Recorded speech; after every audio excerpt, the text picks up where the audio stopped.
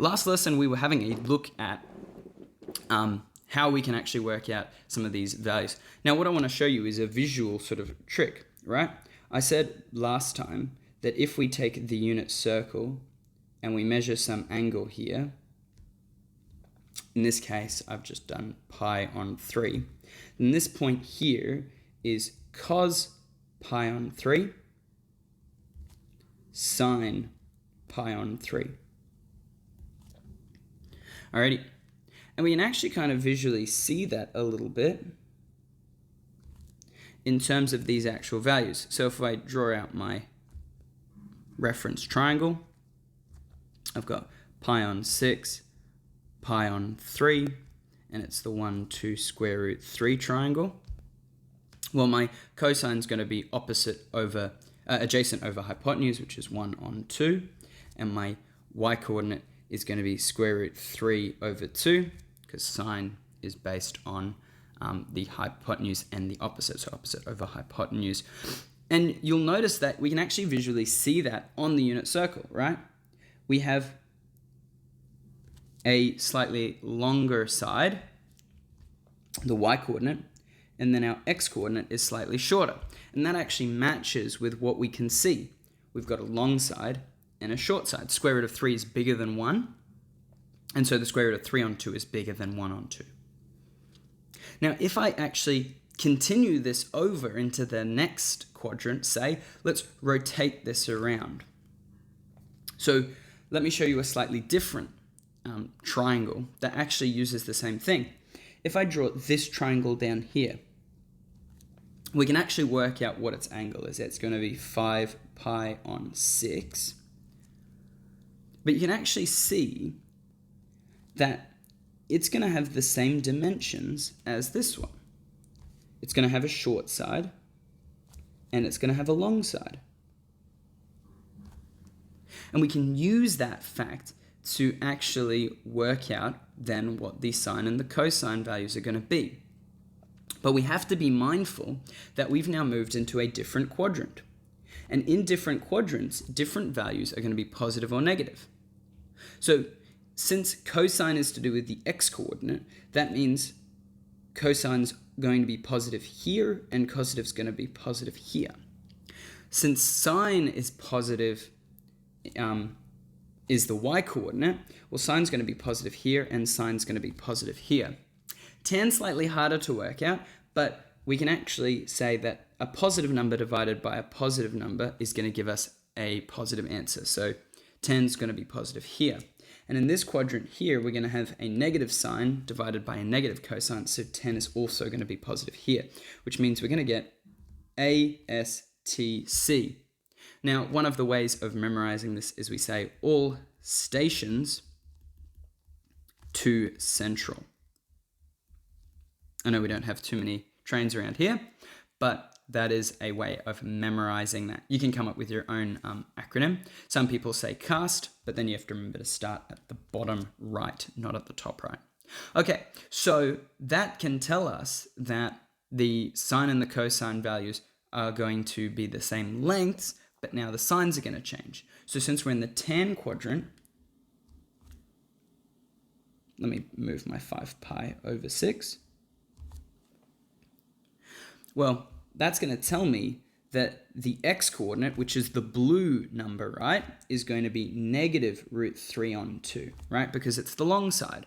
Whereas a half, the short side, is going to be the y-coordinate now, which is going to be negative a half. And you can visually see that the red is now part of the vertical, it's running vertical, and the blue is running horizontal. So one's measuring x and one's measuring y. And because we're in the tan quadrant, it means both sine and cosine are both going to be negative. And that also makes sense. If you think about the third quadrant, neither x nor y should be positive. They're both in the negative parts of the axes.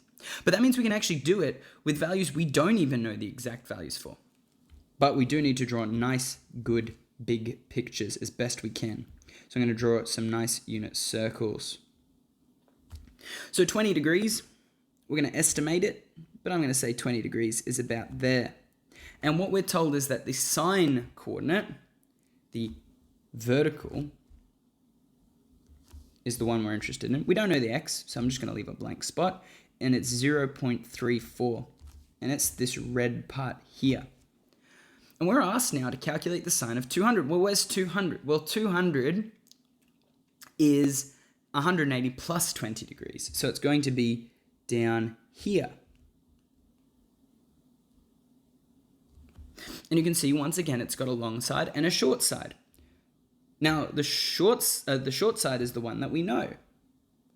And since sine is going to be the x-coordinate, well, that means we can know what the value is going to be. We don't know the x-coordinate, but we do know the y-coordinate. It's going to be 0.34 in length, but because it's in the tan quadrant, sine isn't going to be positive. So therefore, sine of 200 degrees is equal to negative 0.34. Let's repeat it again, but this time dealing with cosine. So once again, draw a nice big unit circle. Try your best to make your unit circles somewhat circular, but obviously do as I say, not as I do. So 50 degrees is slightly more than 45 degrees, but you can still see that there is a slightly longer side and a slightly shorter side. And because we're talking about cosine, that's the x-coordinate, which is going to be this one running along the ground. And it's going to be 0.64. And then we don't know what the y-coordinate is, so I'll just leave it blank for the minute. Now, we're looking for the cosine of 410 degrees. Well, where's 410? Well, 410 is bigger than 360, which means we've done a full rotation plus a little bit more. So if I was to draw the angle of 410, let me do it in green. Well, it's going to be a full rotation plus an extra 50 degrees. Oh, it's in the exact same location. Well, that means that this is going to be the same coordinate. Therefore, the cosine of 410 degrees is also going to be 0.64 because it's landed in the same quadrant, and in fact, it's landed in the exact same place. Now, this is the last one we're going to have a look at, and this time we're going to be doing it in radians. You can tell we're doing radians. Why? Because we're dealing with pies all of a sudden. And just remember, 1 pi is half a rotation. So if we're dealing with a fraction that is smaller than 1, ignoring the pi, that means it's going to be in the first or the second quadrant. And if we're dealing with something, the fraction that's bigger than 1, then we're going to be in the third or the fourth quadrant, or potentially wrapping around again. Alrighty, so we've been told that the cosine of pi on 7, so pi on 7 is going to be somewhere along here, and you can kind of see that we get a long side and then quite a short side. And now we're being asked to work out 8 pi on 7. Well, 8 pi on 7 is exactly 1/7 further than pi, because we can think about 8 pi on 7 as being 1 and 1/7 times pi, if you want to think about it like that, as a mixed fraction. So it's going to be out to here. And once again, we were told that the x-coordinate here, 0.9, is in blue. Don't know what the y-coordinate is. And we can see that it matches along here. Except which quadrant are we in? We're not in the all. We're not in the sine. We're not in the cos. Oh, sorry, we're not in the tan. We are in the tan, and we're not in the cos. So in the tan quadrant, all stations to central. Cosine is going to be negative, which means this value is going to be negative 0.9 something. So cos of 8 pi on 7 is equal to negative 0.9. And there's our answer. Alrighty, I'll see you in the next one. Goodbye.